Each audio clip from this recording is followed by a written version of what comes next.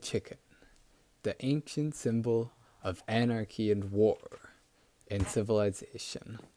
Wait, who wrote this? Oh yeah, it was me. What's up guys, I'm Kyther, and today I begin my quest to taxonomically identify every single mob in Minecraft and give you some information about their real life counterparts. So I thought I'd start out simply with the cow. The cow, taxonomically speaking, is boss taurus. Can we get some glasses to like put on the cow? No, we can't. Okay. Now I know that cows were used for food throughout history, but I know that, and you know that, and all of these animals on this list were used for food, so I'm just going to skip over that. Taurus is a constellation, so an interesting thing about cows, they were used in battle. So what they would do is they would get cows and then disease them, and then they would launch them, catapult them into the enemy lines, and now all the enemy cows and people have the disease. They were literally catapulting cows for war. But in my epic search for answers to that age-old question of taxonomically identifying every animal in Minecraft, I didn't stop there. I had to have more. So I interviewed a real-life veterinarian to find out more accurately what breed the animals were. And here that is.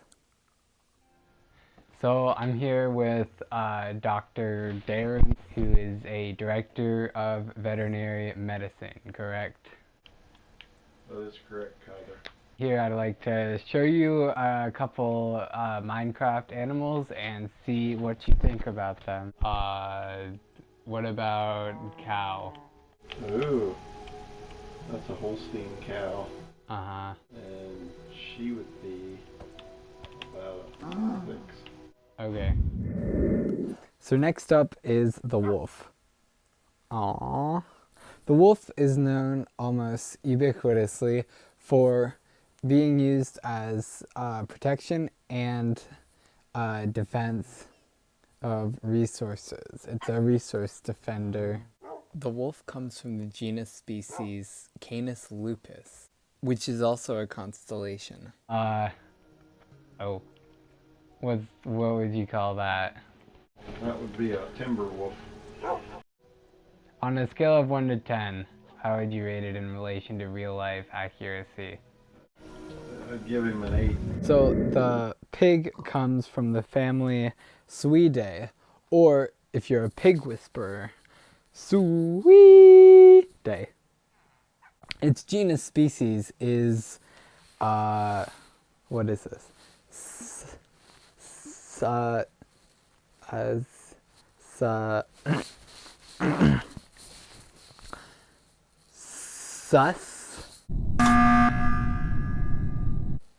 Scroca.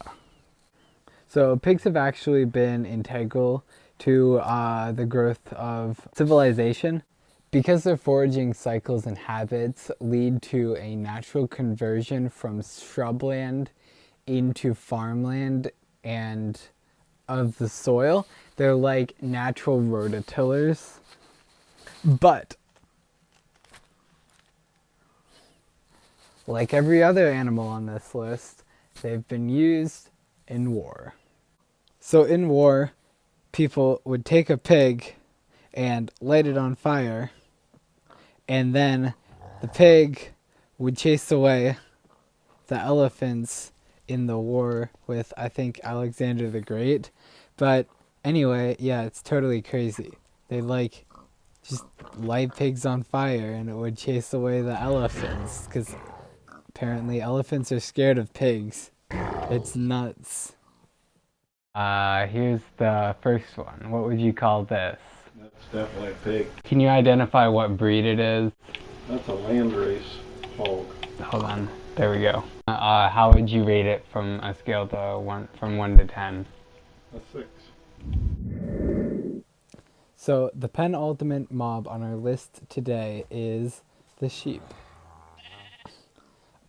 Sheep is taxonomically classified as Avis, Aries. Wow, that's another constellation. It's almost like ancient civilizations named their constellations after common farm animals. The sheep actually played an important role in World War I because President Woodrow Wilson kept a flock of sheep on the White House, and he let them graze on the grass there. The wool obtained from the sheep was actually sold to raise money for the Red Cross during World War II.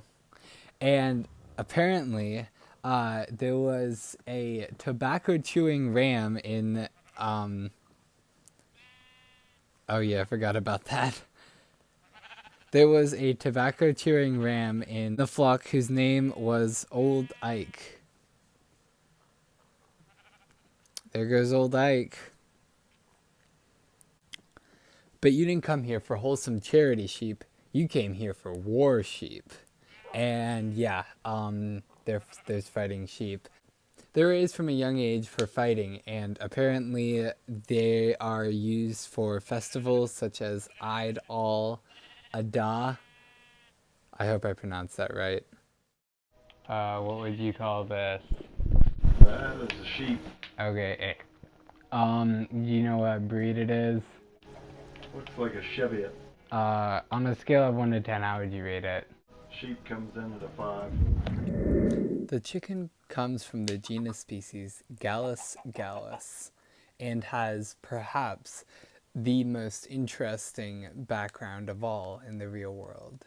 It was discovered, according to legend, by a man named Themistocles in a Greek civilization by the side of the road. So Themistocles saw these two roosters and called his troops over because he was a general, and he said, and I quote, "Behold, these do not fight for their household gods, for the monuments of their ancient ancestors, for glory, for liberty, or for the safety of their children, but only because one will not give way to the other." And thus describes the beginning of chickens' interactions with humanity. People started breeding them so that they could fight with one another. They weren't actually used for meat until quite recently.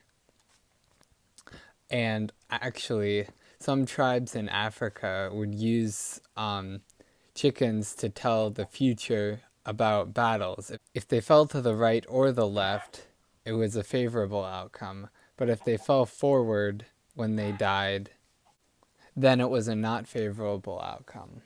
Some people brought some Rhode Island Reds to these tribes, but they didn't like to use them because they would always fall forward as a result of their enormously large breasts.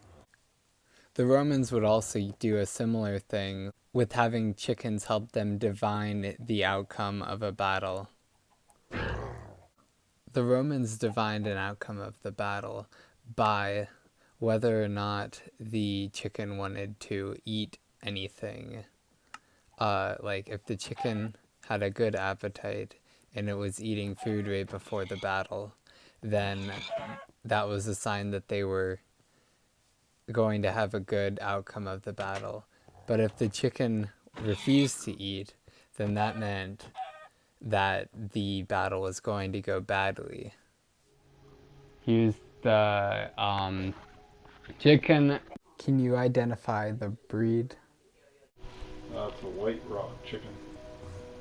So what would you rate the chicken from on a scale of 1 to 10? Oh, that chicken's 3. If you like this video, then tell one of your friends about it. It would help out my channel a lot. If I could get 4 people to subscribe and make their subscriptions public by next week, I will make this other subscriber buried.